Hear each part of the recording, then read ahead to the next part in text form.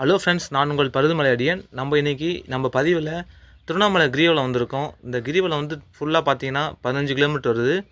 இந்த கிரிவலம் வந்து என்னைக்கு சுற்றினா என்னென்ன ஒரு நல்லது நம்ம நடக்கும்னு சொல்லிட்டு ஒரு ஃபுல் கருத்து வந்து நான் உங்களுக்கு இந்த வீடியோவில் கொடுத்துருக்கேன். ஃபுல்லாக வீடியோ பாருங்கள். உங்கள் ஃப்ரெண்ட்ஸுக்கும் வீடியோ ஷேர் பண்ணிவிடுங்க ஃப்ரெண்ட்ஸ். தொடர்ந்து வீடியோ பாருங்கள் ஃப்ரெண்ட்ஸ். சிவபெருமானின் பஞ்சபூத தலங்களில் அக்னி தலமாக விளங்குவது திருவண்ணாமலை. ஈசன் நெருப்பாக நின்று மலையாக குளிர்ந்த தலம், நினைத்தாலே முக்தி தரும் தலம். உமையவளுக்கு இடபாகத்தை அளித்து ஈசன் அம்மையப்பராக திகழும் தலம் என்று பல்வேறு சிறப்புகளை கொண்டது திருவண்ணாமலை. திருவண்ணாமலையை சுற்றி கிரிவலம் மேற்கொண்டால் தீராத நோய்களும் தீரும், அனைத்து பாவங்களும் விலகி மோட்சம் கிடைக்கும் என்பது ஐதீகம். ஊழ்வினை அதாவது பிறவிப்பினி நீங்க திருவண்ணாமலையை கிரிவலம் வந்தால் மட்டுமே முடியும் என்பது ஐதீகம். கிரி என்றால் மலை, வலம் என்றால் சுற்றுதல். அதனால் மலையை சுற்றி வருவது கிரிவலம் என்று சொல்லப்படுகிறது. உலகில் இருக்கும் பழமையான மலைகளுள் திருவண்ணாமலையும் ஒன்று.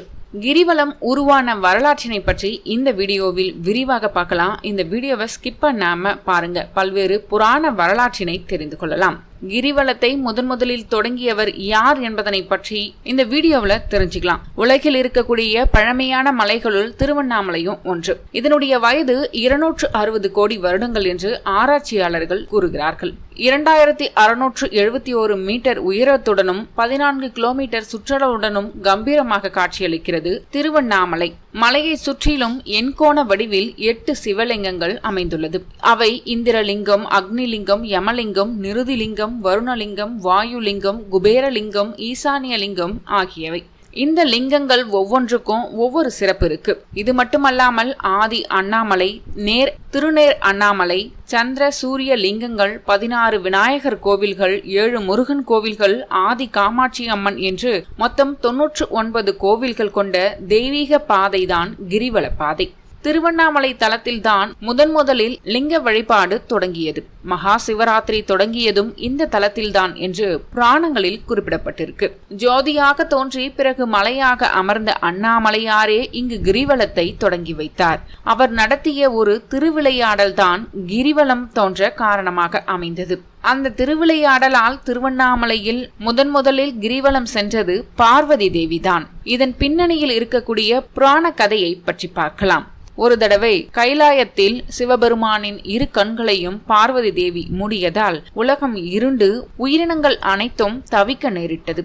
இதனால் பார்வதி தேவிக்கும் தோஷம் ஏற்பட்டது. அந்த தோஷத்திற்கு பரிகாரம் தேட வேண்டிய நிலை ஏற்பட்டதால் பார்வதி தேவி திருவண்ணாமலைக்கு வந்து தவம் இருந்தார். அவர் தவத்தை கண்டு மனமிறங்கிய சிவபெருமான் அவருக்கு காட்சி கொடுத்தார். வேண்டிய வரம் கேள் என்று கூறினார். அதற்கு பார்வதி தேவி, உங்களை என்றென்றும் பிரியாது இருக்கும்படி உங்கள் உடலில் பாதியை தந்தருள வேண்டும் என்று கேட்கிறார். உடனே சிவபெருமான், அப்படியானால் நீ என்னை சுற்றி வர வேண்டும் என்று கூறுகிறார். அதை ஏற்றுக்கொண்ட பார்வதி தேவி திருவண்ணாமலையில் ஈசனே மலையாக வீற்றிருப்பதால் அந்த மலையை சுற்ற தொடங்கினார். மலையை வலம் வருதல் என்பது சிவபெருமானையே சுற்றி வருவதற்கு சமம் என்பதனை உணர்ந்ததால் அவர் தன் தலை மீது கைகூப்பியபடி வலம் வந்தார். அவருக்கு சிவபெருமான் கிரிவல பாதையில் திருநேர் அண்ணாமலை அருகே ரிஷப வாகனத்திலும் ஈசானிய பகுதியில் ஒளி ரூபத்திலும் 2 இடங்களில் காட்சி கொடுத்து ஆசிர்வதித்தார். பின்னர் தனது உடலின் இடபாகத்தை வழங்கி தன்னோடு ஐக்கியமாக்கிக் கொண்டு அர்த்தநாதீஸ்வரராக காட்சி கொடுத்தார். அப்போது பார்வதி தேவி, நான் தங்களை சுற்றி வந்ததால் என்னை ஆசீர்வதித்ததைப் போல திருவண்ணாமலை மலையை கிரிவலம் வரும் ஒவ்வொரு பக்தனுக்கும் அருள் வழங்க வேண்டும் என்று கேட்டுக்கொண்டார். அதற்கு சிவபெருமான் சம்மதித்தார். இந்த முறையில்தான் திருவண்ணாமலையில் கிரிவலம் செல்லும் நடைமுறை பழக்கத்திற்கு வந்தது. பார்வதி தேவியை தொடர்ந்து மற்ற கடவுள்கள், தேவர்கள், ரிஷிகள், சித்தர்கள், மகான்கள் என அனைத்து தரப்பினரும் திருவண்ணாமலையில் கிரிவலம் வந்து ஈசனாகிய அண்ணாமலையாரின் அருளை பெற்றனர். இதனைத் தொடர்ந்து சித்தர்களின் வழிகாட்டுதலின் பேரில் சாதாரண மனிதர்களும் திருவண்ணாமலையில் கிரிவலம் செல்லும் நடைமுறை பழக்கத்திற்கு வந்தது. ஆனால் கால ஓட்டத்தில் மனிதர்கள் கிரிவலம் செல்வது கொஞ்சமாக மறைந்து போனது. சித்தர்கள், ரிஷிகள், மகான்கள் மட்டும் அங்கு அரூப வடிவில் கிரிவலம் மேற்கொண்டு ஈசனின் அருளை பெற்று வந்தனர். இந்த நிலையில் மூவேந்தர்கள் ஆட்சியின் போது கிரிவலத்தின் மகிமையை தெரிந்து கொள்ளும் வாய்ப்பு உருவானது. அந்த வாய்ப்பை இந்த உலகிற்கு பெற்றுத்தந்த சிறப்பு ஒரு பாண்டிய மன்னனுக்கு கிடைத்தது. அந்த பாண்டிய மன்னனின் பெயர் வஜ்ராங்கதன். ஒரு தடவை அவன் வேட்டையாடுவதற்காக காட்டிற்கு சென்றான். அப்போது அழகான புனுகு பூனையை பார்க்கிறான். இந்த புனுகு பூனையை பத்தி இந்த இடத்துல நான் சொல்லி ஆகணும். புனுகு பூனை என்று சொல்லக்கூடிய விலங்கிடமிருந்துதான் வாசனை மிக்க ஜவ்வாது தயாரிக்கப்படுது. காட்டில் திரியும் இந்த பூனையை கூண்டில் அடைத்து வளர்ப்பாங்க. கூண்டுக்கு நடுவில் இருக்கும் கம்பிகளில் தன்னுடைய ஆசனவாய் பகுதியை அந்த பூனை அடிக்கடி தேய்க்குமாம். அந்த சமயத்தில் அதன் உடலில் இருந்து மெழுகு போன்ற பொருள் கம்பியில் ஒட்டி கொள்ளுமா. இதைத்தான் புனுகு அப்படின்னு சொல்லுவாங்க. இதனுடன் சந்தன பவுடரை கலந்து விட்டா ஆளை அசத்தக்கூடிய வாசனை வீசும். இதுதான் ஜவ்வாதுன்னு சொல்லுவாங்க. இப்போது கடைகளில் கிடைக்கக்கூடிய ஜவ்வாது பொருட்கள் பெரும்பாலும் செயற்கையானதுதான். பாகிஸ்தான், ஆப்கானிஸ்தான் போன்ற நாடுகளில் புனுகு பூனைகளை வளர்த்து ஜவ்வாது எடுக்கிறாங்க. ஆனா இதன் விலை மிகவும் அதிகம். அந்த காலத்தில் சித்த மருத்துவம், ஆயுர்வேத மருத்துவத்தில் இதை பயன்படுத்தியிருக்காங்க. சரி, கதைக்கு வருவோம். இந்த புனுகு பூனையை பார்த்த மன்னன் அந்த பூனையை பிடிக்க முயற்சி செய்யறான். ஆனால் அது அவனிடமிருந்து தப்பி ஓடியது. இருந்த போதும் மன்னன் தன்னுடைய குதிரையில் விடாமல் விரட்டி கொண்டே சென்றான். அந்த பூனையோ அருணாச்சல மலையை அடைந்தது. இருந்தாலும் மன்னன் வஜ்ராங்கதன் தொடர்ந்து அந்த பூனையை விரட்டிக்கிட்டே போறான். அந்த பூனை திருவண்ணாமலை மலையை கிரிவலம் போல சுற்றி வந்தது. மலையை முழுமையாக சுற்றி முடித்ததும் அந்த பூனை ஒரு இடத்துல கீழே விழுந்து இறந்துடுது. அந்த சமயத்தில் மன்னனை சுமந்து வந்த குதிரையும் கீழே விழுந்து உயிரை விட்டது. மன்னன் மட்டும் உயிர் தப்பினான். அப்போது ஒரு அதிசயம் நடக்குது. குதிரையும் பூனையும் கந்தவர்களாக மாறி காட்சி அளிக்கிறாங்க. அவர்கள் இருவரும் விண்ணுலகம் செல்ல தயாரானார்கள். இதை பார்த்து ஆச்சரியம் அடைந்த மன்னன் வஜ்ராங்கதன் அவர்கள் இருவரிடமும், நீங்கள் யார், எதற்காக இந்த திருவிளையாடல் நடக்கிறது என்று கேட்டார். அப்போது அவர்கள் முன்ஜென்மத்தில் நடந்த ஒரு சம்பவத்தை தெரிவித்தனர். நாங்கள் இருவரும் வித்யாதரர்கள். ஒரு தடவை துர்வாச முனிவர் இருந்த வனத்திற்குள் சென்று அங்கிருந்த செடி கொடிகளை நாங்கள் நாசமாக்கி விட்டோம். இதனால் ஆத்திரம் அடைந்த அவர் எங்கள் இருவரையும் பூனையாகவும் குதிரையாகவும் மாறும்படி சாபம் கொடுத்து விட்டார். பிறகு அவரே எங்களுக்கு சாப விமோச்சனத்திற்கான வழியையும் தெரிவித்தார். திருவண்ணாமலைக்கு சென்று வசியுங்கள். ஒரு காலத்தில் வஜ்ராங்கதன் என்ற மன்னன் வருவான். அவன் மூலம் உங்களுக்கு சாப விமோச்சனம் கிடைக்கும் என்றார். அதன்படி நாங்கள் இருவரும் திருவண்ணாமலைக்கு வந்து வசித்து வந்தோம். நீங்கள் விரட்டியதால் நாங்கள் சிவபெருமானே மலையாக இருக்கும் இந்த புண்ணிய மலையை கிரிவலமாக வரும் வாய்ப்பு கிடைத்தது. இதனால் நாங்கள் பாவங்களில் இருந்து விடுபட்டுள்ளோம் என்று கூறினர். நீ இந்த மலையை நடந்து வராமல் குதிரையில் வந்ததால் உனக்கு இந்த கிரிவலத்திற்கான பலன் கிடைக்கவில்லை. உனக்கு அனைத்து செல்வமும் முக்தியும் வேண்டுமென்றால் இந்த மலையை நடந்து கிரிவலம் செய்ய வேண்டும். எங்களுக்கு முக்தி கிடைத்ததால் விடை பெறுகிறோம் என்று கூறியபடி விண்ணுலகம் சென்று விட்டனர். அதன் பிறகே வஜ்ராங்கதன் மன்னனுக்கு திருவண்ணாமலையில் கிரிவலம் வந்தால் ஈசனின் அருளை பெற்று அத்தனை சிறப்புகளையும் பெற முடியும் என்ற உண்மை தெரிய வந்தது. மிகவும் மகிழ்ச்சி அடைந்த அவன் உடனடியாக மன்னர் பதவியில் இருந்து விலகினார்.